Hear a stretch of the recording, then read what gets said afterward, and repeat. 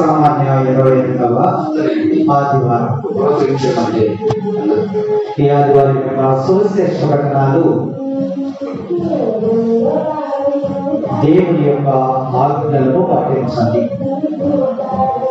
దేవుని యొక్క ఆజ్ఞలను పాటిస్తారా, ఆచారాలను పాటిస్తారా అనేది మొదటి పట్టణము, రెండవ పట్టణము, సువిశేషము మనకు బోధిస్తూ ఉన్నాయి. సాధారణంగా మన క్రైస్తవ జీవితంలో మతం పేరట అనేకమైన ఆచారాలు ఉంటాయి.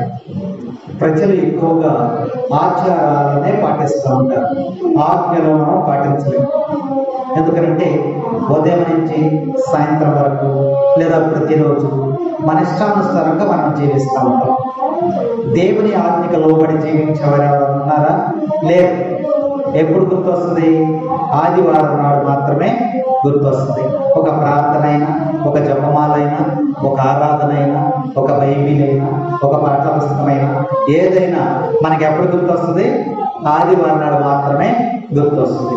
అది కూడా ఒక ఆచారం చొప్పున ఆదివారం గుడికి వెళ్ళాలి కాబట్టి వెళ్దాం అని అప్పుడు బైబిల్ ఎక్కడంలో చూసి తీసుకుని గుడికి వస్తాం.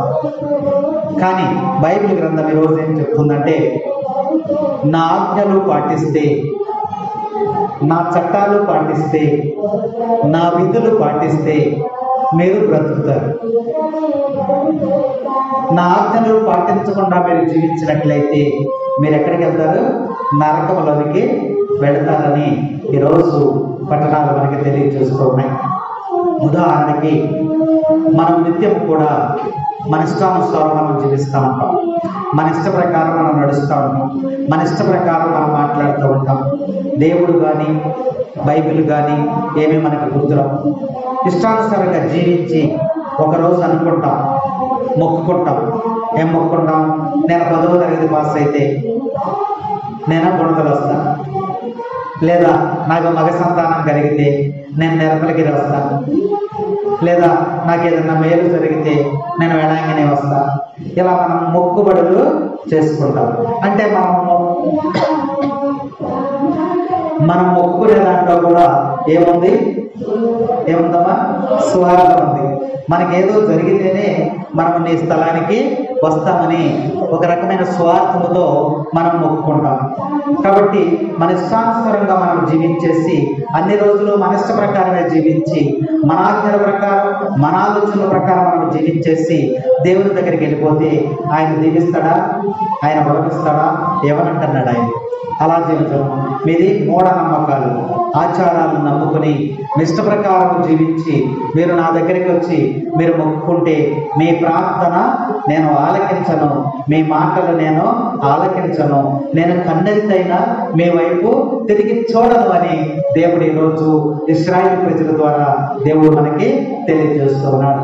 మొదటి పట్టణాన్ని ఒకసారి మనం చదువుతాం. మొదటి పట్టణం చదవండి. ద్వితీయోపదేశకాండము 4వ అధ్యాయము 10వ వచనం ఒకసారి చదవండి. ఇశ్రాయేలీయులారా, నేను ఆజ్ఞాపించినటువంటి చట్టములను విధులను పాటింపు, అట్లు చేయలేని మీరు బ్రతుకుతారు. క్రైస్తవ మంచి వాక్యంలో దేవుడు చెప్తున్నాడు. ఇశ్రాయేలు ప్రజలారా, నేను విధించినటువంటి ఆజ్ఞలను మీరు పాటించండి, అప్పుడు మాత్రమే మీరు బ్రతుకుతారు. బ్రతకడం అంటే ఏంటి? అంటే ఆజ్ఞ పాటించకపోతే చచ్చిపోతామా ఏంటి? దేవుడు అన్న దాంట్లో ఉన్నటువంటి అర్థం ఏంటి? పాటించడం అంటే మీరు బ్రతికెదురు అంటే నిత్య జీవం. మీరు బ్రతికెదురు అంటే ఏంటి? నిత్య జీవం అంటే ఏంటి? పరలోకం. నా ఆజ్ఞలను మీరు పాటిస్తే మీరు ఎక్కడికి వెళ్తారు? పరలోకంలోకి వెళ్తారు. నా చట్టాలను మీరు పాటిస్తే ఎక్కడికి వెళ్తారు? పరలోకంలోకి వెళ్తారు. నా యొక్క విధులను మీరు నిర్వహిస్తే ఎక్కడికి వెళ్తారు? పరలోకంలోనికి మీరు వెళతారు. ఒకవేళ మీరు అలా పాటించకుండా ఉన్నట్లయితే మీరు నిత్య నరకంలోనికి వెళ్తారని ప్రభువు చెప్తున్నాడు. ఏమిటి ఆ ఆజ్ఞలు? ఏమిటి ఆ ఆజ్ఞలు? ఏమిచ్చారు ఆజ్ఞలు? ఆజ్ఞలు ఎన్నోనే మనకి? ఎన్నోనేమో 10 ఆజ్ఞలు. 10 ఆజ్ఞలు ఏమైనా గుర్తున్నాయా? కొన్ని సర్వేశ్వరుని మాత్రమే ఆరాధించాలి. నువ్వు ఆ దేవుని ఆజ్ఞ ఏంటి? అది సర్వేశ్వరుడైనటువంటి యావే దేవుడు యేసుక్రీస్తు ప్రభువును మాత్రం మాత్రమే నువ్వు ఆరాధించాలి. అలా కాకుండా నువ్వు ఇతరులను ఆరాధించినట్లయితే, అన్య దేవతను ఆరాధించినట్లయితే నువ్వు ఆజ్ఞలను తప్పినట్టే. కాబట్టి నువ్వు ఎక్కడికి వెళ్తావు? నరకంలోనికి వెళ్తావు. నా ఆజ్ఞలను మీరు పాటించిన ఎడల మీరు బ్రతికెదరని దేవుడు ఖచ్చితంగా మనకి చెబుతున్నాడు. ఇంకేముంది ఆజ్ఞలు? గుర్తుని చెప్పండి. అబద్ధం ఆడరాదు, నరహత్య చేయరాదు, తల్లిదండ్రులను మెయిన్ అని చెప్పండి, తల్లిదండ్రులను గౌరవించండి. నీ తల్లిని నీ తండ్రిని గౌరవించాలి. నీ తల్లిని నీ తండ్రిని నువ్వు గౌరవిస్తూ ఉన్నావా? నీ తల్లిని చూస్తూ ఉన్నావా? నీ తండ్రిని చూస్తూ ఉన్నావా?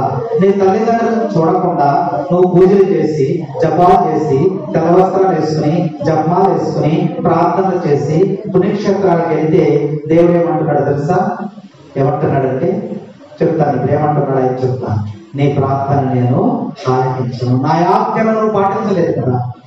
నా ఆజ్ఞలను పాటించినప్పుడు నీ మాటలను, నీ ప్రార్థన నేను ఎందుకు వింటాను? తల్లిదండ్రులను గౌరవించాలి. మనకి తల్లిదండ్రులను గౌరవించకుండా నువ్వు పుణ్యక్షేత్రాలకి, తీర్థయాత్రలకి వెళ్ళి మొక్కుబడి చేసుకుంటే నీ ప్రార్థన నేను ఆలకించను అని ప్రభు చెప్తున్నాడు. కాబట్టి ఆయన విధులను, ఆయన చట్టములను, ఆయన ఆజ్ఞలను నువ్వు పాటించినప్పుడు మాత్రమే నువ్వు ఎక్కడికి వెళ్తావు? పరలోకంలోనికి వెళతావు. మనం గుర్తు చేసుకోవాలి. దేవుని ఆజ్ఞలు పాటించువారు జీవింతురు, జీవింతురు. యేసుని వాక్కులు చాటిన వారు సేవకులు, సాక్షులు. హల్లెలూయా పిత, హల్లెలూయా సుత, హల్లెలూయా ఆత్మ, హల్లెలూయా. హల్లెలూయా పిత, హల్లెలూయా సుత, హల్లెలూయా ఆత్మ, హల్లెలూయా. దేవుని ఆజ్ఞలు పాటించువారు జీవితురు, జీవితురు. ఎవరంట? వాక్యం అదే చెప్తాడు. ఇశ్రాయేలు ప్రజలారా, నా ఆజ్ఞలను మీరు పాటించని ఎడల మీరు జీవించెదరు. దేవుని యొక్క ఆజ్ఞలను పాటించిన వారు మాత్రమే పరలోకంలోనికి వెళతారు. ఆ ఆజ్ఞల్లో ఏమి ఉన్నాయి? నువ్వు దీన మనస్సు కలిగి ఉండాలి, అది దేవుని యొక్క ఆజ్ఞ. అలాగే వినమ్ర హృదయులై ఉండాలి, అది దేవుని యొక్క ఆజ్ఞ. దయ కలిగి వారే ఉండాలి, దయ, జాలి, కనికరము కలిగి ఉండాలి, అది దేవుని యొక్క ఆజ్ఞ. నువ్వు శాంతిని నిర్మింప చేయగలగాలి. నీ వలన గొడవలు, అలజడులు లేకూడదు. శాంతిని నిర్మింప చేయాలి. అప్పుడు మాత్రమే నువ్వు దేవుని ఆజ్ఞలు పాటించిన వారు అవుతామని. నా వెనక పాడక మీరు కూడా, మీకోసమే పాడేది, నా వెనక మీరు కూడా పాడండి. దేవుని ఆజ్ఞలు పాటించువారు జీవితురు, జీవితురు. దేవుని పాటించువారు జీవితురు, జీవితురు. హల్లెలూయా పిత, హల్లెలూయా సుత, హల్లెలూయా ఆత్మ, హల్లెలూయా. హల్లెలూయా పిత, సుత, ఆత్మ, హల్లెలూయా. దీన మనస్కులు ధన్యులు, దేవుని రాజ్యం వారిది. దుఃఖితులెల్లరూ ధన్యులు, వార్చబడుదురు నిత్యము. హల్లెలూయా పిత, హల్లెలూయా సుత, హల్లెలూయా ఆత్మ, హల్లెలూయా. హల్లెలూయా పిత, హల్లెలూయా సుత, హల్లెలూయా ఆత్మ, హల్లెలూయా.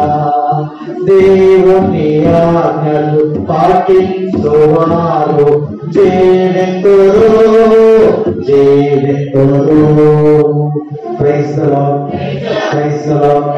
తండ్రి వందనం, తండ్రి స్తోత్రం, యేసువా వందనం, యేసువా స్తోత్రం.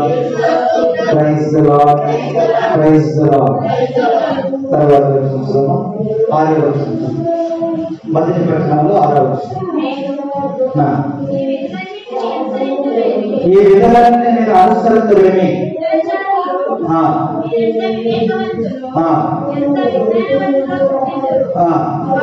వారు ఓకే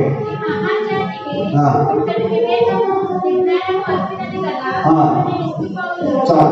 ఇక్కడ వాక్యాలను చూసినట్లయితే మొదటి పట్టణంలో 6 నుంచి 8 వచనాలు కూడా చూసినట్లయితే దేవుని యొక్క ఆజ్ఞలను పాటించినప్పుడు నీకు తెలివి, జ్ఞానము, వివేకము అన్ని కూడా వస్తాయంట. ఇంత తెలివి ఈయనకి ఎక్కడి నుంచి వచ్చింది, ఎంత జ్ఞానము ఎక్కడి నుంచి వచ్చింది, ఎంత వివేకము ఈయనకి ఎక్కడి నుంచి వచ్చిందని నిన్ను చూచి ప్రజలు ఆశ్చర్యపోతారని ఈరోజు పట్టణాలు మనకి తెలియజేస్తూ ఉన్నాయి. అందుకని బైబిల్ గ్రంథంలో ఉన్నటువంటి మాటలు దేవుడు మనకి తెలియజేస్తున్నాడు. ఆ మాటలలో నువ్వు ఏదియో చేర్చరాదు, ఏదియో కూడా తీసివేయకూడదని వాక్యం మనకి తెలియజేస్తా ఉంది. దేవుడు ఇచ్చినటువంటి మాటల్లో ఈ మాట నచ్చలేదని మనం తీసివేయకూడదు. మీరు బాగుందని దేన్ని నువ్వు సొంత వాక్యాలు అక్కడ కలపకూడదని ప్రభు మొదటి పట్టణంలో మనకి తెలియజేస్తున్నాడు. ఆ ఇశ్రాయేలు ప్రజలతో, ఓ ఇశ్రాయేలు ప్రజలారా, నా ఆజ్ఞను మీరు గైకొని ఎడల మీరు జీవించగలరు, లేకపోతే మీరు చనిపోయేదరని చెప్తున్నాడు. అయితే సువిశేషంలోనికి ఒకసారి వెళదాం. సువిశేషంలోకి వెళ్ళినట్లయితే యేసుక్రీస్తు ప్రభు అక్కడ ఉన్నారు. యేసుక్రీస్తు ప్రభు దగ్గరికి పరిసయ్యులు, ధర్మశాస్త్ర బోధకులు వచ్చారు. వచ్చి యేసు ప్రభుతో మాట్లాడుతున్నారు. ఏమన్నారమ్మ వాళ్ళు? చదువు. అంతగా యెరూషలేము నుండి వచ్చినటువంటి పరిసయ్యులు, ధర్మశాస్త్ర బోధకులు యేసు ప్రభు దగ్గరికి వచ్చి వారు ఆయన శిష్యులు కొందరు చేతులు కడుగుకొనకుండా భోజనము చేయుచున్నారు, చొప్పున యోధులకు. చాలు. ఇక్కడ వాక్యంలో చూడండి, యేసు ప్రభువు దగ్గరికి వచ్చారు. యెరూషలేము నుండి ఎవరెవరు వచ్చారు? పరిసయ్యులు, ధర్మశాస్త్ర బోధకులు, అంటే తెలివి కలిగినటువంటి వారు, పండితులు, జ్ఞానము కలిగినటువంటి వారు. వీళ్ళు ఎక్కడికి వచ్చారు? యేసు ప్రభు దగ్గరికి వచ్చారు. అర్థమవుతుందా? యేసు ప్రభు దగ్గరికి వచ్చారు. యేసు ప్రభును ప్రశ్నించారు. యేసు ప్రభు శిష్యులు అందరూ అక్కడ ఉన్నారు. ఉన్నప్పుడు వారు భోజనం చేస్తున్నారు. శిష్యులు ఏం చేశారు? చేతులు కడుక్కోకుండా భోజనం చేశారు. ఏం చేశారమ్మా వాళ్ళు? చేతులు కడుక్కోకుండా భోజనం చేశారు. భోజనం చేసిన వాళ్ళు ఎవరు చూశారు? పరిసయ్యులు చూశారు, ధర్మశాస్త్ర బోధకులు చూశారు. అప్పుడు యేసు ప్రభు దగ్గరికి వచ్చి, అయ్యా, నీ దగ్గర శిష్యులు ఉన్నారు కదా, ఈ శిష్యులు చేతులు కడుక్కోకుండా భోజనాలు చేస్తున్నారు, మరి పూర్వ సాంప్రదాయం ఏంటి? చేతులు కడుక్కుని భోజనం చేయాలి కదా, మరి ఈ ఆచారం తప్పి వాడు చేతులు కడుక్కుండా మీ పక్కనే ఉండి భోజనాలు చేస్తున్నారు అని చెప్పి యేసు ప్రభువుని అన్నారు. అప్పుడు యేసు ప్రభు ఏమన్నాడో చూద్దాం. చదువు. తర్వాత వచ్చింది. అందుకు ఆయన వారితో, కపట భక్తులారా, మిమ్మల్ని గూర్చి యెషయా ప్రవక్త ఎంత సూటిగా చెప్పాడు ఆయన. ఈ జనులు కేవలము నన్ను పెదవులతో మాత్రమే పొగుడుతున్నారు తప్ప మీ హృదయములు నాకు చాలా దూరముగా ఉన్నవి. Praise the Lord, praise the Lord, praise the Lord. యేసు ప్రభు పలికినటువంటి మాటలను మనం జ్ఞాపకం చేసుకోవాలి. ఏంటో తెలుసా? వాళ్ళు అన్నదేంటి? శిష్యులు చేతులు కడుక్కోకుండా భోజనం చేస్తున్నారు, ఆచారాలు పాటించలేదయ్యా అని చెప్పారు.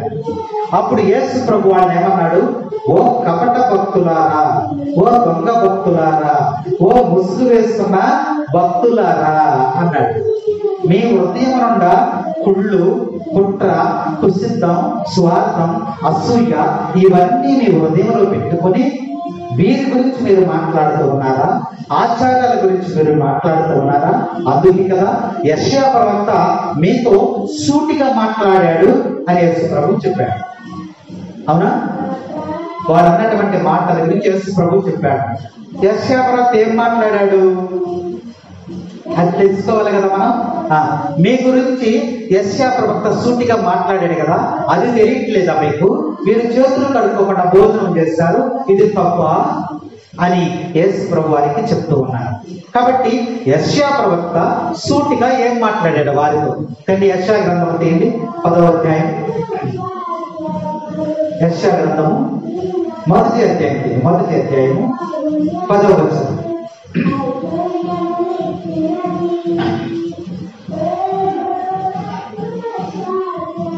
మొదటి అధ్యాయము 10వ వచనం చదువు. సొదొమ పాలకులారా, ప్రభు పలుకులు ఆలకింపుడి, దేవుని యొక్క ఉపదేశములను వినుడి. ప్రభు ఇట్లనుచున్నాడు, మీ బహుళ బలుల వలన నాకు ఒరిగేదేమిటి? మీరు పొట్టేళ్లను దహన బలిగా అర్పించడం వలన పోదరించినటువంటి పశువులను ప్రభువును పేర్చుట వలన నాకు విసుగు చెందుతున్నది.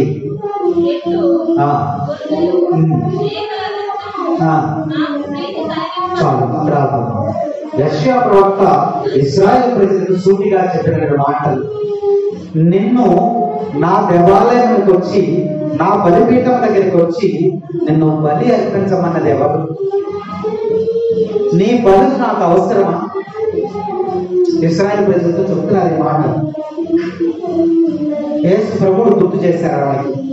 ఓ ఇశ్రాయేలు ప్రజలారా, యెషయా ప్రవక్త మీకు సూటిగా చెప్పాడు కదా, అయినా మీరు ఇంకా మార్పు రాలేదా? బహుళ బలులు దేవాలయ పీఠముల దగ్గరికి వచ్చి మీరు పొటేళ్లను, గొర్రెలను, మేకలను బలిర్పిస్తున్నారు కదా, నేను దేవాలయం వచ్చి బలిర్పించమన్నానా? నీ కానుకలు నాకు సమర్పించమని నేను అడిగానా? నిన్ను దేవాలయంగా రమ్మని నేను నమ్మన్నానా? ఈ పొటేళ్లను, పశువుల యొక్క కొవ్వును నాకు దహన బలిగా అర్పిస్తున్నావు కదా, ధూపలాగా వేస్తున్నావు కదా, నేను ఏమన్నానా నిన్ను? నీ బలి అర్పించేటువంటి ఈ రక్తము, పశువుల యొక్క రక్తము, నువ్వు వేసేటువంటి ధూపము నాకు ఎలా ఉన్నాయో తెలుసా? అసహ్యముగా ఉన్నాయి. నువ్వు బలిపీఠం దగ్గర వేసేటువంటి ధూపము నాకు అసహ్యముగా ఉన్నది. నువ్వు చిందించినటువంటి రక్తముతో నేను సంతృప్తి చెందుతాను అనుకుంటున్నావా? ఇశ్రాయేలు ప్రజల గురించి యెషయా ప్రవక్త పలికిన మాట. ఇదిగో మీ హృదయంలో హృదయ శుద్ధి లేకుండా మీరు వచ్చి ఇక్కడ బలి అర్పించడం ద్వారా, మీ రక్తము చిందించడం ద్వారా, బలి అర్పణలో పొటేళ్ల యొక్క రక్తము చిందించడం ద్వారా నేను తృప్తి పడతాననుకుంటున్నారా? నాకు చాలా అసహ్యముగా ఉన్నవి, మిమ్మల్ని ఎవరు రమ్మన్నారు అని దేవుడు ఇశ్రాయేలు ప్రజలను తెలియజేస్తున్నాడు. ఈరోజు పట్టణంలో దేవుడు అడుగుతూ ఉన్నాడు, నువ్వు అర్పించేటువంటి బలులు, కానుకలు, సమర్పణలు కాదు. దేవునికి ఏం కావాలంట? నీ హృదయం కావాలి. ఏం కావాలి దేవునికి? నీ హృదయం కావాలి. నువ్వేం చేస్తున్నావు?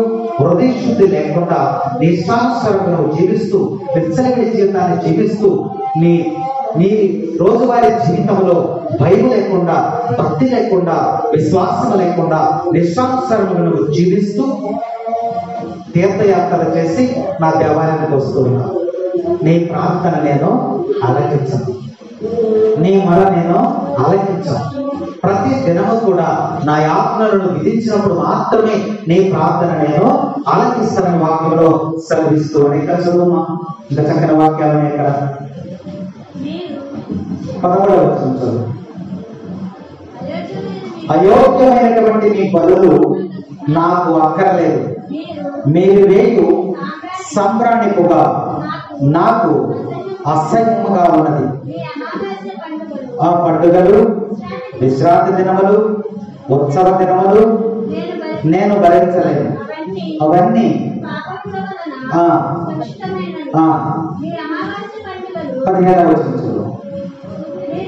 మీరు ప్రార్థన చేయనప్పుడు, చేతులు ఎత్తినప్పుడు నేను మీ వైపు చూడను.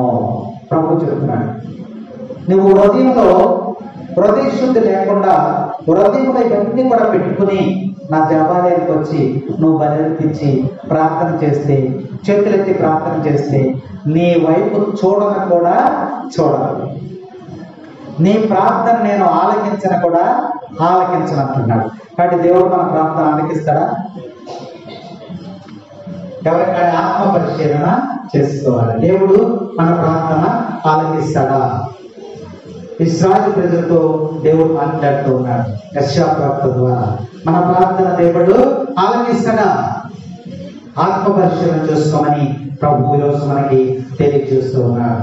నువ్వు ఎంత ప్రార్థన చేసినా నీ వైపు కన్నెత్తి కూడా నేను చూడను, నీ మాట నేను చెవి ఒగ్గను అని ప్రభు మనకి తెలియజేస్తూ ఉన్నాడు. ఎప్పుడు ఆలకిస్తాడంట? ఆయన ఆజ్ఞలను గైకొని ఆయన చట్టములను నెరవేర్చినప్పుడే. అందుకనే వాక్యంలో తర్వాత వాక్యం ఏదమ్మా? తర్వాత వాక్యం ఏముంది? చదువు.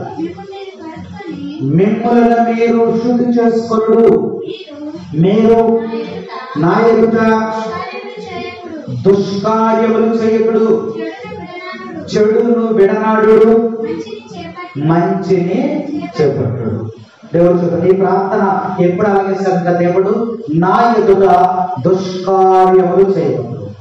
మనలో మన హృదయంలో ఏమన్నా పాపాలు ఉన్నాయా లేవా? హృదయము మోసకరమైనది, అవునా? హృదయము మోసకరమైనది. హృదయంలో ఉన్నటువంటి ఆలోచనలు ఎవరికి తెలుస్తాయమ్మా? పక్కన నీ హృదయంలో ఏముందో నాకు తెలుసా, నా హృదయంలో ఏముందో నాకు తెలుసా? తెలియదు. హృదయ అంతరంగాలను పరిశీలించేటువంటి వాడు ఒక ఆయన ఉన్నాడు. ఎవడైనా? ఆయనే యేసుక్రీస్తు. హృదయాంతరంగాలను పరిశీలించినటువంటి దేవునికి నీ హృదయములు ఏమన్నాయో తెలుసు. అందుకని అంటున్నాడు, హృదయము మోసకరమైనది. ఏదైనా నువ్వు భుజించినటువంటి ఆహారం, నువ్వు శరీరంలోనికి భుజించేటువంటి ఆహారము శుద్ధమైనది, పరిశుద్ధమైనది, అవునా? నువ్వు తినేది ఏదైనా మంచిదా చెడ్డదా? నువ్వు తినేది ఏదైనా మంచిదా చెడ్డదా? నీ శరీరంలోకి వెళ్ళేది ఏదైనా సరే అది మంచిదే. కానీ శరీరం నుండి వెలుపలికి వచ్చేది మాత్రము మలినమై ఉన్నది. కాబట్టి మలినం ఎక్కడ తయారవుతుంది? లోపలే, నీ అంతరంగంలో తయారవుతుంది. ఏదైనా నీ హృదయము చాలా మలినమైనది, మోసకరమైనది. ఈరోజు సువిశేషం చదువు, సువిశేషంలో ఆఖరి వచనాల్లో చదువు. ఏదైనా హృదయం నుండి లెక్క పెట్టండి ఏమన్నాయా? హృదయం నుండి ఏమన్నాయమ్మా? దురాలోచనలు, వేశ్య సంగము, దొంగతనము, నరహత్య, వ్యభిచారము, దురాశ, దౌస్యము, మోసము, కామము, మాత్సర్యము, దూషణము, అహంభావము, అవివేకము, ఎన్నున్నాయి? 13 ఉన్నాయి నీ హృదయం. ఇవన్నీ హృదయంలో పెట్టుకుని నువ్వు వచ్చి పుట్టేళ్లు నర్పించి రక్తం చిందిస్తే ఆ రక్తము నన్ను సంతృప్తి పరుస్తుంది అనుకుంటున్నావా? నాకు అసహ్యముగా ఉన్నదని దేవుడు చెప్తున్నాడు. కాబట్టి నీ హృదయాన్ని శుద్ధి చేసుకునేరా. ఓ పరిచయులారా, ధర్మశాస్త్ర బోధకులారా, మీరు మీ హృదయంలో ఇన్ని ఆలోచనలు పెట్టుకుని, ఇన్ని అసహ్యమైనటువంటి మీరు పెట్టుకుని మీరు వచ్చి శిష్యులు చేతులు కడుక్కోలేదే, చేతులు కడుక్కోకుండా భుజిస్తున్నారే అని మీరు అంటున్నారే. మీ అంతరంగాన్ని మీరు శుద్ధి చేసుకోండి. బాహ్య శుద్ధి గురించి మీరు మాట్లాడవద్దు. తల్లుకున్నారా, బట్టలు వేస్తున్నారా, మంచి బట్టలు వేసుకున్నారా, సెంటు కొట్టుకున్నారా, ఇవి కాదు కావాల్సింది. దేవునికి కావాల్సింది ఏంటంటే హృదయం. నీ హృదయ శుద్ధిని, హృదయం నుండి ఇన్ని దురాలోచనలు పెట్టుకొని నా వద్దకు వచ్చి మోకరించి నువ్వు నా వస్త్రాలు తాకినా, నా పీఠములు తాకినా, నాకు బలి అర్పించినా, నా కానుకలు ఇచ్చినా వాటితో నేను సంతృప్తి చెందను. మీరు ఎలా చేతులు కడుక్కుండా భోజనం చేస్తున్నారు అని ప్రభు ఈరోజు అక్కడ పరిచయులను, ధర్మశాస్త్ర బోధకులను ప్రశ్నిస్తూ మనల్ని హెచ్చరిక చేస్తున్నారు. మన పరిస్థితి ఏంటి? ఎలా జీవించమంటున్నాడు? ఎలా జీవించమంటున్నాడు? వాక్యంలో ఉంచుదామా? మొదటి పట్టణంలోనే చివరి వచనాల్లో, యెషయా గ్రంథంలోని చివరి వచనాల్లో ఉంచడం. ఇప్పుడు చదివేది 17వ వచనం చదువు. మంచిని చేపట్టుడు, న్యాయమును జరిగింపుడు, పీడితులను ఆదుకొనుడు, అనాథ శిశువులకు న్యాయం చేయుడు, వితంతువులకు కోపము రానియడు. మీరు ఇలా జీవించండి. మీ హృదయంలో ఉన్న ఆలోచనలను తీసి పక్కన పెట్టండి. హృదయ మాలిన్యాలని పక్కన పెట్టి మీరు ఎలా జీవించాలంట? మంచిని చేపట్టుడు. మనకి సాధ్యమైనంత వరకు ఎలా జీవించమంటున్నాడు? మంచిగా జీవించమంటున్నాడు ప్రభు. మంచిగా జీవించినప్పుడు నీ ప్రార్థన ఆయన ఆలకిస్తాడు.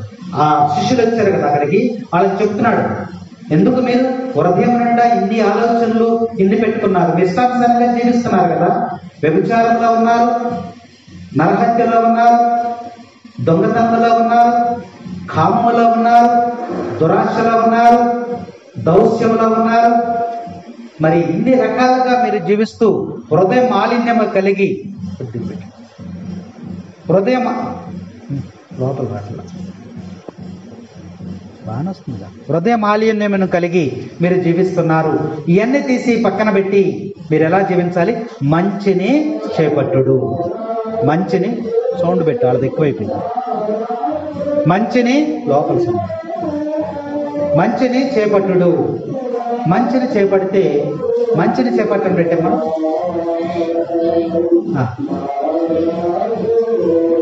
ఎక్కడుంది? మంచిని చేపట్టుడు అంటే మనకి ఆదర్శం ఎవరు? యేసుక్రీస్తు ప్రభు.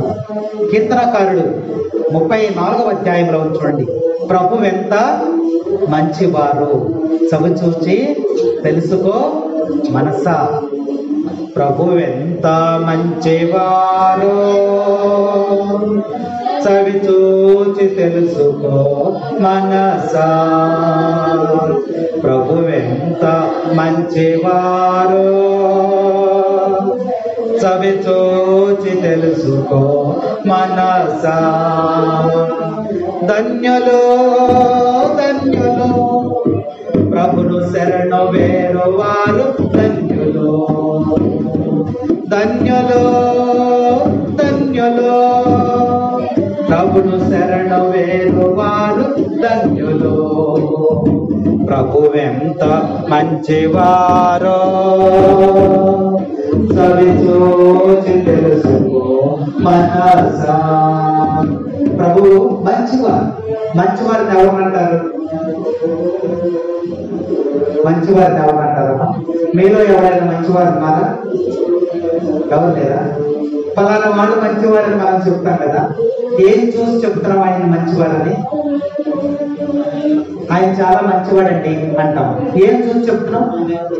సహాయం చేస్తే మంచివాడు అంటాం, జాలి కలిగి ఉంటే మంచివాడు అంటాం, దయ కలిగి ఉంటే మంచివాడు అంటాం, ప్రేమ కలిగి ఉంటే మంచివాడు అంటాం, కనికరము కలిగి ఉంటే మంచివాడు అంటాం. కాబట్టి జాలి, దయ, కనికరము, ప్రేమ, ఆప్యాయత, ఆదరణ ఇలాంటి లక్షణాలు ఉన్నటువంటి వ్యక్తిని ఏమంటారు? మంచివాడు అంటారు. ఈ లక్షణాలన్నీ ఎవరిలో ఉన్నాయి? ప్రభువులో ఉన్నాయి. ప్రభు ఎంత మంచివాడో ప్రభువును చూసి నేర్చుకోమని గ్రంథం మనకి తెలియజేస్తా ఉంది. మంచి కలిగి ఉండాలి, దయ కలిగి ఉండాలి, జాలి కలిగి ఉండాలి. ఒక వ్యక్తి, ఒక బాలుడు, ఇలాంటి చిన్న బాలుడు వస్తువులవి అమ్ముకుంటున్నారట. వస్తువులవి అమ్ముకుంటున్నాడు. ఒకరోజు సమయం 10-12 గంట అయిపోయింది సమయం. ఆ సమయానికి ఆకలి వేస్తుంది. బాగా నీరసంగా ఉన్నాడు, బక్కగా ఉన్నాడు, ఎన్ని రోజులైందో తిని అన్నట్టుగా ఉన్నాడు, నీరసించిపోయాడు. వస్తువులేమి అప్పుడు కాలం వచ్చాడు. ఒక ఇంటికి వచ్చాడు. ఒక ఇంటికి వచ్చినప్పుడు అక్కడ ఇంట్లోకి వెళ్ళి అడుగుదాం. అక్కడికి వచ్చి ఏం అడిగాడంటే, అక్కడికి వచ్చిన తర్వాత, అమ్మా బాగా ఆకలిగా ఉంది, కొద్దిగా ఒక గ్లాసు మంచినీళ్ళు ఉంటే ఇవ్వు, తాగి తృప్తి పడతాను అని అడిగాడు. అప్పుడు ఆ యొక్క స్త్రీ లోపలికి వెళ్ళి ఏం చేసిందంట, పిల్లవాడి పరిస్థితిని చూసి చాలా బలహీనంగా ఉన్నాడు అని చెప్పి ఆమె ఏం చేసిందంట, ఒక గ్లాసుడు పాలు, ఒక రొట్టె తీసుకుని ఇచ్చిందంట. ఇచ్చిందంట. అప్పుడు తృప్తిగా తాగాడు, ప్రాణం నిలబెట్టుకున్నాడు. ప్రక్కకెళ్ళి చక్కగా కాసేపు సేద తెచ్చుకుని, అమ్మా మీకు వందనాలు, నాకు ఇంత సహాయం చేసినందుకు దేవుడు నిన్ను దీవించాలి అని ఇచ్చిన వాడు చక్కగా ఆమెను అడిగి మాట్లాడి వెళ్ళిపోయాడు. అలా రోజువారి జీవితం కొనసాగుతుంది. పిల్లాడు కూడా చక్కగా చదువుకుంటున్నాడు, వ్యాపారం చేస్తున్నాడు, చదువుకుంటున్నాడు, వ్యాపారం చేస్తున్నాడు. ఇలా చదువుకుని ఒక 20 సంవత్సరాల తరువాత అతనేమయ్యాడమా, ఒక పేరు మోసినటువంటి ఒక డాక్టర్ అయ్యాడు. పేరు మోసినటువంటి ఒక డాక్టర్గా అయ్యి, మంచి డాక్టర్ అయ్యి అమెరికాలో పెద్ద వైద్యుడిగా పేరు ప్రఖ్యాతలు పొందాడు. కొన్ని సంవత్సరాలు పోయిన తర్వాత ఈ స్త్రీకి అనారోగ్యం కలిగింది. ఈమె హాస్పిటల్లో చేరింది. అనేక మంది వైద్యులను సంప్రదించింది. ఎక్కడా కూడా ఆమెకు నయం కావట్లేదు. ఉన్న బంగారం అయిపోయింది, ఉన్న డబ్బులన్నీ అయిపోయింది, మరి చిన్న చిన్న వస్తువులు కూడా ఐకాయ పెట్టేసి ఇక ఆమె దగ్గర స్తోమత లేదు. అలాంటి పరిస్థితుల్లో తిరిగి ఒకసారి హాస్పిటల్కి వెళ్ళినప్పుడు అక్కడ డాక్టర్ గారు ఉన్నారంట. అమ్మా, అమెరికాలో ఒక డాక్టర్ గారు ఉన్నారు, ఆయన ఫైనల్గా ఆయనే చూడాలి నిన్ను, ఆయన చూస్తే నీకు తగ్గుతుందేమో, లేకపోతే ఇక నీ జీవితము మరి చనిపోతావు ఇక నువ్వు. కాబట్టి ఆయన వచ్చే వారము ఈ హాస్పిటల్కి వస్తూ ఉన్నారు, నువ్వు దయచేసి మరి వచ్చే వారం ఒకసారి రా, ఆయనతో చూపించుంది కానీ అని చెప్పి ఇక్కడ ఉన్న డాక్టర్ గారు చెప్పారట. ఈ వచ్చే వారం కోసం ఆమె ఎదురు చూస్తూ మనసులో వేదన, మనసులో బాధ. ఏంటి, చిన్న డాక్టర్లకే ఎంత డబ్బు ఇవ్వాల్సి వచ్చింది. ఇప్పుడు ఈయన ఎక్కడి నుంచి వస్తున్నాడు? అమెరికా నుంచి వస్తున్నాడు, పైగా పెద్ద డాక్టరు, ఈయనకి ఎంత డబ్బులు ఇవ్వాలి, నా దగ్గర అయితే ఏమీ లేవు కదా అనే ఆలోచనలో, బాధతో వెళదామా వద్దా, పోతే పోయానులే అనే ఆలోచనలో, నిరాశలో ఆమె జీవిస్తూ ఉంది, ప్రార్థన చేసుకుంటూ ఉంది. కొన్ని రోజులు పోయిన తర్వాత, ఒక వారం 10 రోజులు పోయిన డాక్టర్ గారు వచ్చారని ఫోన్ వచ్చింది. ఈమె వెళ్ళి అందరికి కూడా చక్కగా పేషెంట్ అందరు కూర్చున్నారంట. కూర్చున్న తర్వాత ఈ అమెరికా నుంచి వచ్చినటువంటి డాక్టర్ గారు లోపల ఉన్నారు. లోపలుండి ఒక్కొక్క పేషెంట్ లోపలికి వెళ్తూ ఉన్నారు. చూస్తున్నారు, పంపిస్తున్నారు. ఆఖరిలో ఎవరొచ్చారు?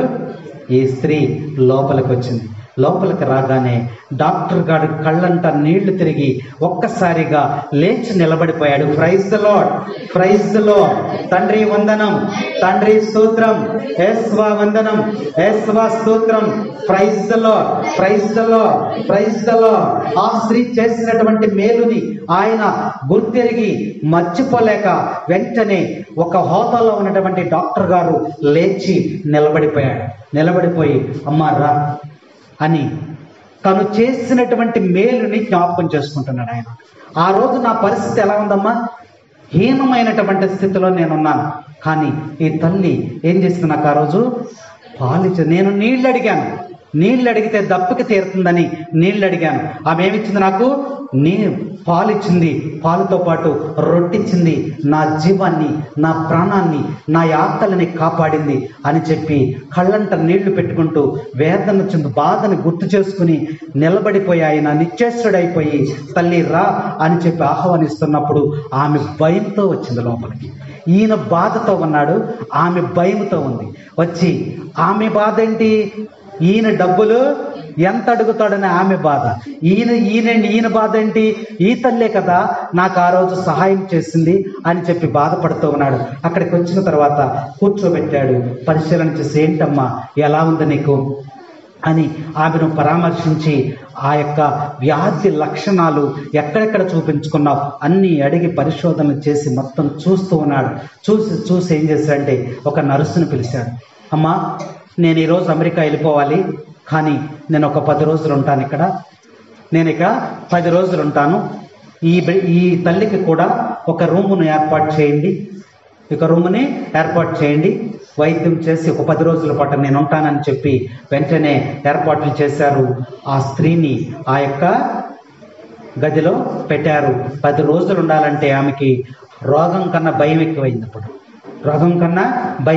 ఇప్పుడు ఆ బాధతో ప్రార్థన చేసుకుంటూ అలాగే మూలుగుతూ అక్కడే ఉంది. ఈయన ఏం చేస్తాడంటే ఒక నర్సును అక్కడ పెట్టాడు.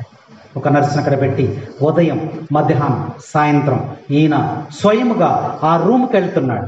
మిగిలిన వాళ్ళందరూ పేషెంట్లను అక్కడ రమ్మంటున్నాడు. ఈయన మాత్రం ఉదయం వెళ్తున్నాడు, ఆమెను చూస్తున్నాడు, ఎలా ఉంది పరిశీలన చేసి నర్సుకి ఏమేమి చేయాలో, ఏ ఆహారం పెట్టాలో అన్నీ కూడా తెప్పించి ఆమె పెట్టిస్తున్నాడు. మరలా వచ్చేస్తున్నాడు. మధ్యాహ్నం వెళుతున్నాడు, ఏమేం కావాలో ఏమేం చేయాలో అన్నీ చేస్తున్నాడు. మళ్ళీ వస్తున్నాడు, సాయంత్రం వెళ్తున్నాడు. ఈ విధముగా 10 రోజుల పాటు అక్కడే ఉండి ప్రతినిత్యము కూడా కంటికి రెప్పలా నర్సుని చూడమని చెప్పి ఈయన వైద్య పరిచర్యలు చేస్తూ 10 రోజుల కల్లా ఆమె పడుకున్నదల్లా లేచి నిలబడి ఎంతో సంతోషముగా, ఆనందంగా రోగమంతా కూడా తగ్గుముఖం పట్టి చక్కని ఆరోగ్యంలోకి వస్తూ ఉంది. Praise the Lord, praise the Lord, praise the Lord. ఈయన కూడా నాకు మంచి చేసినటువంటి, నా మీద జాలి చూపినటువంటి, నా మీద కనికరము చూపినటువంటి ఆ తల్లిని బాగు చేసేనే నేను ఆ రుణమును నేను ఎలా తీర్చుకోవాలనుకున్నాను గుర్తొస్తూ ఉండేది. కానీ ఈ సమయంలో నేను రుణము తీర్చుకున్నానని ఆ సీట్లో కూర్చుని ఆయన కూడా ఎంతో సంతృప్తి పొందుతున్నాడు. ఆ స్త్రీ కూడా మరి రోగము తగ్గిపోయిందని ఆనందముతో ఆమె అక్కడ ఉన్న తర్వాత 10 రోజులు అయిపోయిన తర్వాత డాక్టర్ గారు ఏం చేశారంటే హాస్పిటల్ హెడ్ ఒక బిల్లు వేశాడు. ఎంత బాగుంది ఆ బిల్లు నర్స్ తీసుకుని వచ్చి ఆ యొక్క తల్లికి ఇచ్చింది. చూసి ఎంత ఉందమ్మా, 3 లక్షల రూపాయలు ఉంది. ఇంత డబ్బు నేను ఎక్కడ తెచ్చి కట్టగలను? వేదనలో బాధలోకి వెళ్ళిపోయింది. అప్పుడు సిస్టర్ను పిలిచాడంట ఆయన. అక్కడ డాక్టర్ సీట్లో ఉండే సిస్టర్ను పిలిచి, మా బిల్లు ఎంత వేశారు అంటే, అది ఆ పేషెంట్ చేతిలో ఉందండి, ఒకసారి దాన్ని తీసుకురా అన్నాడంట. వెళ్తే ఆ బిల్లు తీసుకుని వచ్చి ఈయనకి చూపిస్తే 3 లక్షల రూపాయలు బిల్లు వేసి ఉంది. ఆ బిల్లు తీసుకుని ఆ రూమ్లోకి వెళ్ళి, అమ్మా నీకు రోగం నయమైందయ్యా, చాలా సంతోషం ఉంది, చాలా ఆరోగ్యంగా ఉన్నాను, చాలా హుషారుగా ఉంది ప్రాణం అన్నప్పుడు, అప్పుడు వెంటనే ఈయన ఆ తల్లి యొక్క పాదాల మీద పడ్డాడంట. ఆమెకు భయం వేసింది, ఇదేంటి డాక్టర్ గారు నా పాదాల మీద పడతాడని. పాదాలు పట్టుకుని, అమ్మ నువ్వు చేసినటువంటి సహాయం వలన ఈ రోజు నేను ఈ స్థితిలో ఉన్నాను. నా రోజు నువ్వు నాకు ప్రాణదానం చేసావు, నా మీద కనికరము చూపి నాకు ఆహారాన్ని ఇచ్చావమ్మా, ఇదిగో నేను మర్చిపోలేను, ఎప్పుడు కనబడతావని నేను ఎదురు చూస్తున్నానమ్మా, నీ రుణము నేను ఎలా తీర్చుకున్నానని పాదాల మీద పడిపోయి ఆమెను గట్టిగా కౌగిలించుకొని దుఃఖిస్తూ ఏడుస్తూ ఉన్నాడు. అయ్యా, ఆ రోజు బాలుడిగా ఉన్నటువంటి నీవు ఈ స్థితిలో ఉన్నావా? దేవుడు నిన్ను ఎంతగా దీవించాడయ్యా. అయ్యా, నువ్వు నాకు సహాయపడతావని నేను నీకు సహాయం చేయలేదయ్యా, నువ్వు నాకు మేలు చేస్తావని నేను నీకు సహాయం చేయలేదయ్యా, ఇదిగో నాకు ఈ విధంగా దొరుకుద్ది నువ్వు చేస్తావని నేను చేయలేదయ్యా. నా తల్లిదండ్రులు నాకు నేర్పినటువంటి విషయం ఏంటంటే, పేదలను, అనాథలను, అవసరతలో ఉన్న వారిని, బలహీనతలో ఉన్న వారిని, వారికి మనకున్న దాంట్లోనే సహాయం చేయాలయ్యా అని నా తల్లిదండ్రులు నాకు నేర్పారు. ఆ ఉద్దేశంలోనే నిన్ను చూసి నేను చేయకుండా ఉండలేకపోయానయ్యా, నా మనసు అలా అనిపించి నీకు చేస్తానని చెప్పినప్పుడు ఇద్దరు కూడా కౌగిలించుకుని ఏడ్చుకుని, అమ్మా ఈ బిల్లు నేను కడతా అని చెప్పి వెంటనే ఆ యొక్క 3 లక్షల రూపాయల బిల్లుని డాక్టర్ గారు చెల్లించి, అమ్మ నీ రుణము నేను తీర్చుకున్నాను, దేవుడు ఈ విధముగా నాకు మరి రుణమును తీర్చుకునే అవకాశం ఇచ్చాడన్నప్పుడు ఆ తల్లి కూడా ఉందని, అయ్యా నేను ఎప్పుడు 20 సంవత్సరాల కింద చేసినటువంటి ఆ యొక్క జాలి, కనికరము, దయ, ప్రేమ 20 సంవత్సరాలు దాచి ఉంచి ఈరోజు నాకు సహాయపడ్డావయ్యా అని ప్రభువుని మోకరించి ప్రార్థించిందంట. Praise the Lord, praise the Lord. తండ్రి వందనం, తండ్రి స్తోత్రం, యేసవా వందనం, యేసవా స్తోత్రం. నువ్వు చేసినటువంటి మేలుని దేవుడు నీకు దాచి ఉంచుతాడు. ఒక దైవజనుని గుర్తించినటువంటి నిన్ను దేవుడు కొన్ని సంవత్సరాలు దాచి ఉంచి నీకు ఆ మేలుని దయచేస్తాడు. దేవుడు మర్చిపోడు. మేలు చేసిన వ్యక్తి మర్చిపోయింది, మేలు పొందిన వ్యక్తి మర్చిపోయారు. 20 సంవత్సరాల తర్వాత దేవుడు తను చేసినటువంటి మేలుని ఎలా మేలు చేశాడో చూడండి. వాళ్ళని ఎలా కలిపారు చూసారా?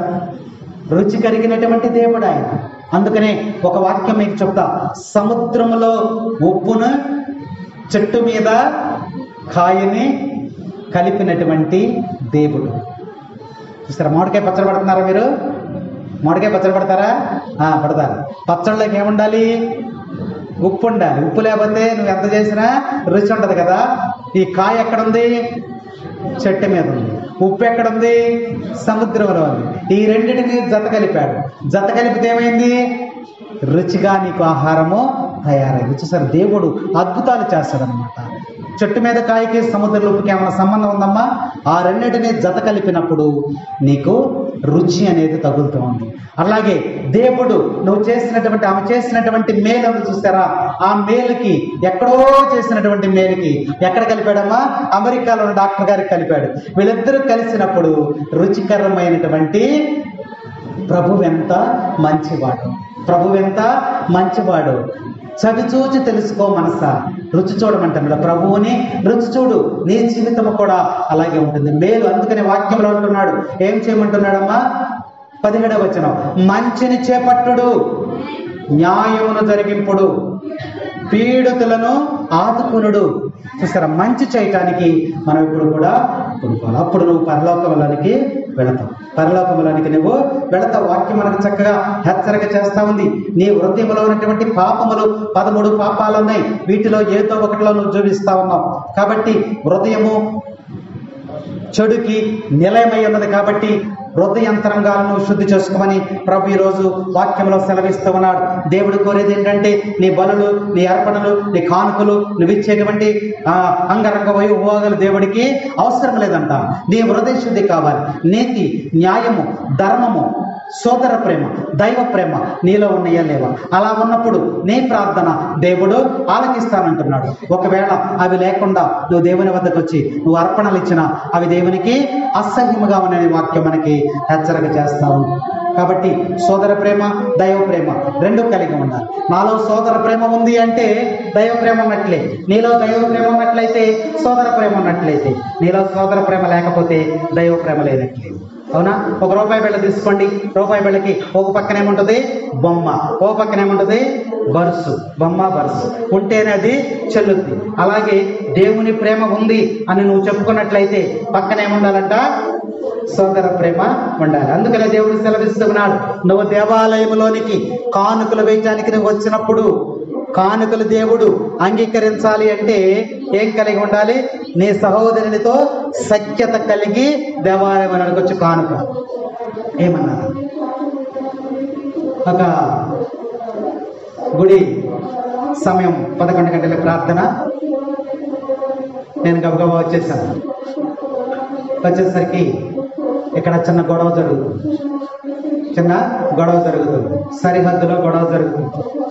సరిహద్దులో గొడవ జరుగుతుంది. సరిహద్దుల్లో ఏం గొడవలు ఉంటాయి?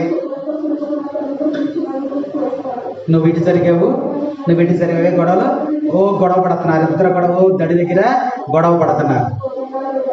చూసారా? ఎప్పుడన్నా గొడవలు చూసారా? సరిహద్దు దగ్గర గొడవలు చూసారమ్మా? చూసారా? ఎలా ఉంటుంది అక్కడ? చూసినాడు చెప్పండి, ఎలా ఉంటుందమ్మా గొడవలు పడ్డప్పుడు? మీరు చెప్పండి రా అని చెప్పలేదు. కానీ సరిహద్దుల దగ్గర గొడవ పడ్డప్పుడు ఎలా ఉంటుంది అక్కడ పరిస్థితి?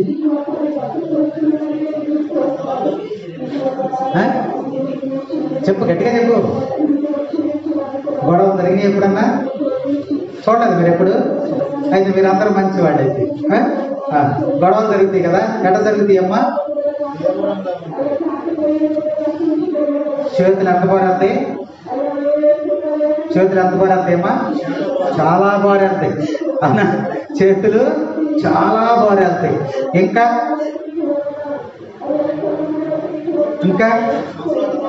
సంస్కృతంలో మాట్లాడతారంట. ఇంకా ఒక ఆమె ముడేసేస్తా ఉంటుంది,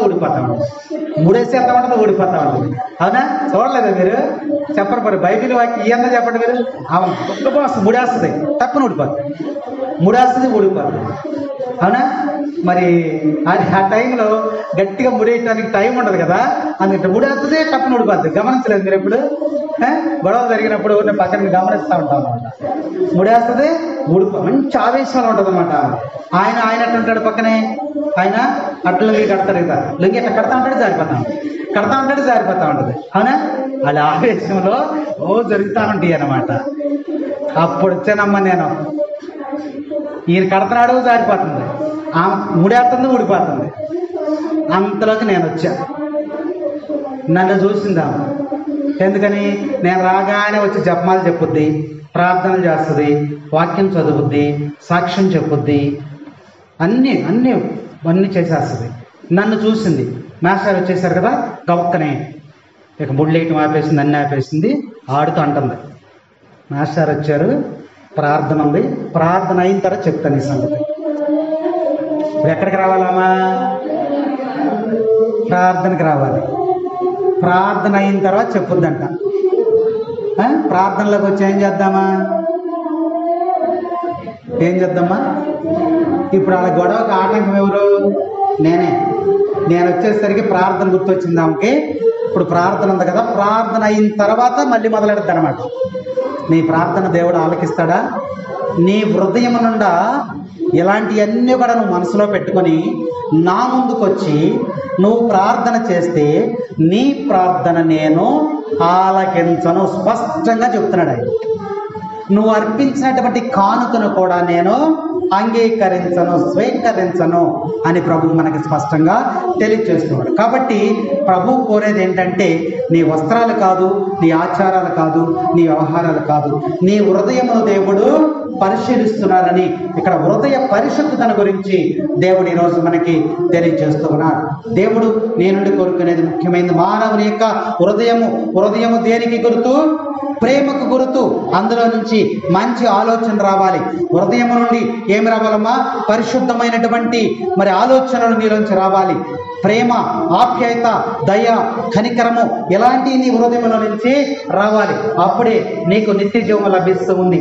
దేవుడు మొదటి వచనంలో మనకి చెప్పాడేమన్నారంటే, ఇశ్రాయేలు ప్రజలారా, ఓ విశ్వాసులారా, నా ఆజ్ఞలను మీరు పాటించినట్లయితేనే మీరు నిత్య జీవంలోనికి ప్రవేశిస్తారు. పరలోకంలోకి వెళ్ళాలంటే ఆయన యొక్క ఆజ్ఞలను పాటించాలి. కాబట్టి పరలోకంలోకి వెళ్లే ముందు ఆత్మకి ఏం జరుగుద్దమ్మా? ఏం జరుగుద్ది? తీర్పు జరుగుతుంది. భోజనం చేసి వచ్చారమ్మా? భోజనం చేసి వచ్చారా? చేయలేదా? భోజనం చేయలేదా? సరే, చనిపోయినప్పుడు ఆత్మకి తీర్పు జరుగుతుంది. అక్కడ ఏం జరుగుతుందమ్మా? తీర్పు జరుగుతుందా లేదా? ఏం జరుగుతుంది? ఎలా తీర్పు చేస్తానన్నాడు దేవుడు?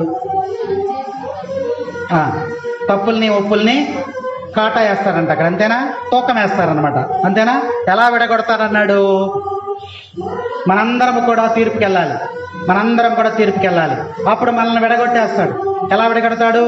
గొర్రెల వలెను మేకల వలెను విడగొట్టేస్తాడంట. మనం గొర్రెల్లో ఉంటామా, మేకల్లా ఉంటామా? ఒక ఆలోచన చేయండి. మనం గొర్రెల్లో ఉంటామా, మేకల్లా ఉంటామా? ఆయన మాత్రము విడగొడతామే. అందులో ఇక డౌట్ లేదు. ఆయన చెప్తున్నాడు, నేను తీర్పు సమయమున తీర్పరిగా ఉంటాను, మిమ్మల్ని గొర్రెల వలెను మేకల వలెను విడగొట్టేస్తానన్నాడు. ఎందులోకి వెళ్తామా? ప్రైజ్ ద లార్డ్, హల్లెలూయా. ఆ మాటలు ఎలా వస్తున్నాయి? ఆయనకి? నీ హృదయంలో ఏదైతే ఉంటుందో అవే బయటకు వస్తాయి. నీ హృదయంలో ఏదైతే ఉంటుందో అదే బయటకు వస్తుంది. మరి మీరెవరు చెప్పలేదండి? మీకు మేకల్లాగా ఉందా? మరి ఏది చెప్పలేదే? మన నోటి నుండి వచ్చేటువంటి మాటలు ఎక్కడ ఉంటాయంట? హృదయంలో ఉండే. నీ హృదయంలో ఏదైతే దాగి ఉన్నదో అవే నోటి ద్వారా బయటికి వస్తాయి. అసూయైన, స్వార్థమైన, మంచైనా, చేదైనా, నిజమైన ఏదైనా సరే మనం నోటి మాటల ద్వారా మాట్లాడుతున్నామంటే అది మన హృదయంలో ఉంది.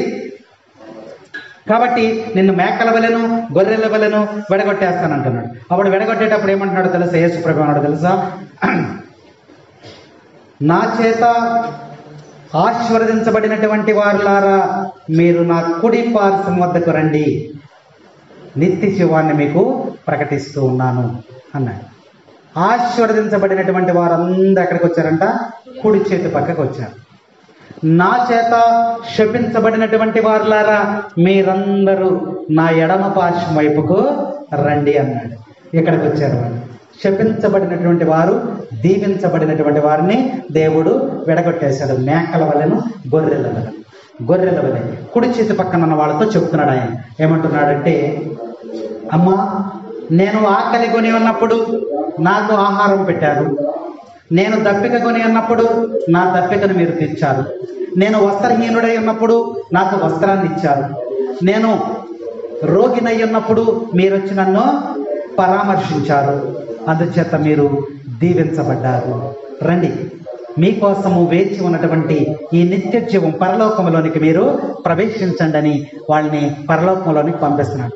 ఆ వెళ్తా ఎవడొకడు ఉంటాడుగా, దూనోడు ఉంటాడుగా, ఆడేమన్నా తెలుసా, అయ్యా ఇవన్నీ మేమెప్పుడు చేసామన్నాడు. గుర్తులేదు వాడికి. ఇందాక మీకు చెప్పాను స్టోరీ. ఆ స్త్రీకి గుర్తుందా? చేసిన సహాయం గుర్తుందా? గుర్తు లేదు. ఇప్పుడు ప్రభువు చెప్తున్నాడు చూడండి ఆ మాటని. అమ్మా, నేను వచ్చినప్పుడు మీరు నాకు ఆహారం పెట్టారు, వస్త్రహీనంలో ఉన్నప్పుడు వస్త్రం ఇచ్చారు, మరి రోగిగా ఉన్నప్పుడు పరామర్శించారు, మీరెప్పుడు వచ్చారు మా దగ్గరికి అని అడిగారు. అడిగినప్పుడు ఆయన అన్నాడు, సమాజంలో ఎవరైతే హీన స్థితిలో ఉన్నారో, బలహీన స్థితిలో ఉన్నారో, దౌర్భాగ్య స్థితిలో ఉన్నాడో, అనారోగ్యంతో ఉన్నారో వారి యందు నేను ఉన్నాను. వారికి మీరు చేసినట్లయితే నాకు కూడా చేసినట్లే. అంటే వాళ్ళు ఎవరికి చేశారు సహాయం? బలహీనులైనటువంటి వారికి, నిస్సహాయులైనటువంటి వారికి, కుంటి వారికి, గుడ్డి వారికి, మోగవారికి, లేవలేని వారికి, అనాథలకు, వితంతువులకు, రోగులకు, బలహీనులకు, ఆదరణ లేనటువంటి వారికి సహాయం చేశారు. వారిలో నేనున్నాను అని దేవుడు చెప్పాడు. అందుకని మీరు దీవించబడ్డారు, మీరు రండి ఇక్కడికి అని చెప్పి వాళ్ళని పరలోకంలోనికి పంపించాడు. ఎక్కడికి వచ్చాడు? ఇక్కడికి వచ్చిన తర్వాత నా చేత శపించబడినటువంటి వారిలా, అయ్యా మేము ఎందుకు శపించబడ్డాం అని అడిగారు. అడిగినప్పుడు చెప్పాడు వాళ్ళకి కూడా, నేను ఆకలిగా ఉన్నప్పుడు నాకు ఆహారం పెట్టలేదు, నేను దప్పికొన్నప్పుడు నా దప్పిక తీర్చలేదు, నేను వస్త్రహీనుడైనప్పుడు నా వస్త్రం ఇవ్వలేదు, నేను రోగినైనప్పుడు మీరు పరామర్శించలేదు అన్న. అయ్యా మీరెప్పుడు వచ్చారు మా దగ్గరికి? మీరు వస్తే మేము అన్నీ చేస్తాం కదా, మీరు యేసు ప్రభు దేవుడై ఉన్నారు, మీరు వచ్చినప్పుడు మేము ఎందుకు చేయకుండా ఉంటామంటే ఆయన చెప్పాడు అప్పుడు, ఇవి ఎవరైతే బలహీనతలో ఉన్నారో వారిలో నేనున్నాను, వారికి చేస్తే నాకు చేసినట్లే. ఈ సత్యం వారు తెలుసుకోవాలి. ప్రభు మాటలు ఆలకించలేదు, ఆయన ఆజ్ఞలను పాటించలేదు, ఆయన చట్టాలను విధేయించలేదు. అందుకని వారికి ఏమొచ్చిందమ్మా? ఏమొచ్చింది? శిక్ష వచ్చింది. చూసారా, వారు నరకంలోనికి వెళ్ళిపోయారు. అందుకని వాక్యం ఈరోజు మనకి హెచ్చరిక చేస్తాం. ఎవరైతే సమాజంలో బలహీనులుగా ఉన్నారో వారిలో దేవుడు ఒక ప్రత్యక్షంగా జరిగిన చిన్న విషయాన్ని మీకు తెలియజేస్తాను. తేలపురంలో ఉండగా ఫాదర్ గారు చెప్పినటువంటి విషయం, డానియల్ ఫాదర్ గారు ఉన్నారు ఇక్కడ. ఒకరోజు ఫాదర్ గారు లోపల ఆఫీస్లో ఉన్నారు. ఒక ముసలాయన వచ్చాడు, తెల్ల గడ్డంతో వచ్చి ఫాదర్ గారు అక్కడ పేపర్ చదువుకుంటున్నారు, బయట కూర్చుని చదువుకుంటుంటే ఆయన వచ్చి, అయ్యా కొద్దిగా ఏదంటే సహాయం చెయ్యి అని చెప్పి అడిగారు. అడిగినప్పుడు ఆ తాతను చూడగానే ఫాదర్ గారికి ఏదో సహాయం చేయాలనిపించింది. సరే నువ్వు ఇక్కడే ఉండు, నేను లోపలికి వెళ్ళి వస్తాను. ఫాదర్ గారు లోపలికి వెళ్ళారు, రూమ్లోకి వెళ్ళారు. లోపలికి వెళ్ళి ఏదో 10, 20, 50 ఎంతో తీసుకుని బయటకు వచ్చేసరికి లేడు. ఫాదర్ గారికి ఆశ్చర్యం వేసింది. ఫాదర్ గారు రూములోకి వెళ్ళి వచ్చేంత లోపు గ్రౌండ్ దాటి వెళ్ళే పరిస్థితి లేదు. చాలాపురాల గ్రౌండ్ మీకు తెలిసే ఉంటుంది. ఇక్కడ నుంచి దరిదాపు చాలా దూరం ఉంటుంది, అంత దూరం ఉంటుంది. మెయిన్ గేట్ అక్కడ ఉంటుంది. ఈయన లోపలికి వెళ్ళి వచ్చే లోపు ఈయన నడుచుకుంటూ గేటు దాటి వెళ్ళే పరిస్థితి లేదు. ఆయన వెళ్ళాడు, టేబుల్ మీదకి వెళ్ళాడు, తీసుకున్నాడు, వచ్చాడు. వచ్చేసరికి ఈయన లేడు. ఏమైనబ్బా లేడని చూసి మొత్తం ఆ ఏరియా అంతా చూస్తే కూడా ఎక్కడా లేడు. ఇద్దరు పిల్లల్ని పిలిచి, తాత వచ్చారా, తెల్ల గడ్డ ఉంది, తాత వచ్చాడు, ఇప్పుడు బయటకు వచ్చాడు, చూడు వెళ్ళరండి అంటే, ఆ రోడ్లో ఒకళ్ళు ఈ రోడ్లో ఒకళ్ళు వెళ్ళినా అక్కడ ఎక్కడ కూడా కనిపించాల. ఆయనకే ఆశ్చర్యం వేసింది. ఒకవేళ ఆ టైంలో తంబి గారి ప్రార్థన చేస్తున్నాం. ఎక్కడంటే ఆగిరిపల్లి కాదు, వేరవల్లి నుంచి శోభనాద్రిపురం అనుకుంటా. ఆ లోపల ఒక స్త్రీ మీద తంబి గారు వచ్చి చక్కగా వారం రోజులు ప్రార్థన జరిగింది. ఆ ప్రార్థనలప్పుడు ఫాదర్ గారు అక్కడికి వచ్చి ఆ పూజలు కానీ, ఆ జపాలు కానీ, పాటలు, ఆరాధన అంతా కూడా వారం రోజులు ఆయన అక్కడ జరిపించారు. ఆయన అన్నాడప్పుడు, తంబి గారు కానీ ఒకవేళ వచ్చారా, లేకపోతే దేవుడు ఇలా వచ్చాడా, నాకే అంతు పట్టనటువంటి విషయముగా ఉన్నది. ఇదేదో నాకు ఈ వారం రోజులు ఈ తంబి గారు ఉత్సవాలు అవి చేయటం వల్ల ఇలా జరిగిందా అని ఫాదర్ గారు మా మీటింగ్లో చెప్పడం కూడా జరిగింది. జరుగుతాయి ఒక్కొక్కసారి. ఒకసారి పరిశీలన. మరి ఆ తాత మరి ఉండాలి కదా, అడిగినటువంటి వ్యక్తి ఉండాలి కదా. ఒకవేళ వెళ్ళిపోవాలి అనుకుంటే దాటి వెళ్ళే టైం లేదు, అంత దూరం నడిచి వెళ్ళాడు అప్పటికి. మరి అలాంటి సన్నివేశాలు కొన్ని చోట్ల జరుగుతూ ఉండే. వాడు మరీ తల్లి మరి అనేక చోట్ల కంటిలో నుంచి ఏమొస్తుంది, బ్లడ్ వస్తుంది. దృశ్యాలు జరుగుతున్నాయి చూసారా. ఇవన్నీ కూడా ఏంటంటే నిదర్శనాలు. దేవుడు తనను తాన్ని ప్రత్యక్షపరుచుకుంటున్నాడు. అందుకనే నా ఆజ్ఞలను, నా విధులను, నా చట్టములను మీరు పాటించిన ఎడల మీరు ఎక్కడికి వెళ్తారు, బ్రతికెదరు. వాక్యంలో చక్కగా ఉన్నది అందుకనే నా మాటలలో మీరు కొత్త మాటలు జోడించకూడదు, ఏవి కూడా తీసివేయకూడదని ప్రభువు చక్క వాక్యంలో సెలవిస్తూ ఉన్నాడు. కాబట్టి ఈరోజు పట్టణాలు మనకి చక్కగా హెచ్చరిక చేస్తూ ఉన్నాయి. ఎందుకంటే హృదయ శుద్ధి దేవునికి అవసరం. నిన్ను మలినపరిచేవన్నీ కూడా హృదయం ఏలయనగా నీ హృదయంలో ఏమున్నాయమ్మా, దురాలోచనలు, వేశ్యాసంగము, దొంగతనము, నరహత్య, వ్యభిచారము, దురాశ, దౌశ్యము, కామము, మోసము, అహంకారము, అవివేకము, దూషణము, మాత్సర్యము, ఇవన్నీ కూడా నీ హృదయంలో చోటు చేస్తాయి. ఇన్ని నీ హృదయంలో పెట్టుకుని దేవుని దగ్గరికి వస్తే దేవుడు నీ ప్రార్థన ఆలకిస్తాడా? ఆలకించడు. బాహ్య శుద్ధి దేవునికి అవసరం లేదు, అంతర్గత శుద్ధి. గుడికి వెళ్ళాలంటే ఏం చేయాలి మనం? ఇస్త్రీ బట్టలు వేయాలి, సెంట్ కొట్టాలి, ఏం రాయాలి, ఏదో రాయాలి కమ్మా, ఫెయిర్ అండ్ లవ్లీ రాయాలి. ఫెయిర్ అండ్ లవ్లీ రాసి దాని మీద పౌడరు అద్దాలి. అద్దటం కూడా దేనితో అద్దాలంట? పఫ్ అంట. పఫ్ ఏంటదమ్మా? చేత్తో కూడా కాదు, పఫ్తో అద్దాలి. నీట్గా తయారు చేసుకుని ఈ మధ్య పిల్లలు, చిన్నపిల్లలు కూడా లిప్టిక్లు వేసేస్తున్నారు. ఈ 3వ తరగతి 4వ తరగతి పిల్లలు కూడా స్కూల్కి వచ్చేత లిప్టిక్లు వేసేస్తున్నారు, ఎర్రగా ఉండటం కోసం పెదాలు లిప్స్టిక్లు వేసేస్తున్నారు. ఇలా తయారయ్యేసి మనం ఎన్ని కొట్టేసేసుకుని వస్తుంటే మంచిదే, శుభ్రంగా ఉండటం మంచిదే. కానీ దానిని దేవుడు, బాహ్య శుద్ధిని గురించి దేవుడు మాట్లాడట్లేదు. ఏం కావాలంట? అంతర్గత. చేతులు కడుక్కోలేదని అడుగుతున్నారా మీరు? మీ హృదయం నుండి కుళ్ళు పెట్టుకుని వచ్చి చేతులు కడుక్కోలేని అడుగుతున్నారని యేసు ప్రభువు ఆ పరిచయులను, ఆ యొక్క ధర్మశాస్త్ర బోధకులను ప్రశ్నించినట్టు మనకి ఇక్కడ వాక్యము హెచ్చరిక చేస్తూ ఉంది. ఇంకొక వాక్య, 2 వాక్యాలు చెప్పుకుందాం. 2వ పట్టణంలో మనం చూసినట్లయితే అక్కడ ఏమంటున్నాడంటే, కేవలము వినుట వలనే కాదు, ఆత్మ పరిశీలన చేసుకోండి. విని వెళ్ళిపోవటం వలన ఉపయోగం లేదు. ఏం చేయాలంట? ఆత్మ పరిశీలన చేసుకోండి. ఈ ఆత్మ పరిశీలన, నా హృదయం ఎలా ఉంది, నేను విన్నటువంటి వాక్యం ప్రకారం జీవిస్తున్నానా, కొద్దిగైనా నేను అమలుపరుస్తున్నానా నా జీవితంలోని ఆత్మ పరిశీలన చేసుకోమంటున్నాడు. ఎందుకనంటే చేసుకోకపోతే ఎలా ఉంటుందో తెలుసా? విని ఆచరింపనటువంటి వాడి జీవితం ఎలా ఉందంటే, నీ ముఖము అద్దంలో చూసుకున్నట్టు ఉంటుందంట. నీ ముఖం ఎక్కడ చూసుకుంటావు? అద్దంలో చూసుకున్నావు. అద్దంలో చూసుకున్నప్పుడు నీ ముఖం చక్కగా కనబడుతుంది. అద్దం పక్కన పెట్టి నీ ముఖం ఎలా ఉందంటే ఏం చెప్తావు? గుర్తొస్తుందా? రాదు.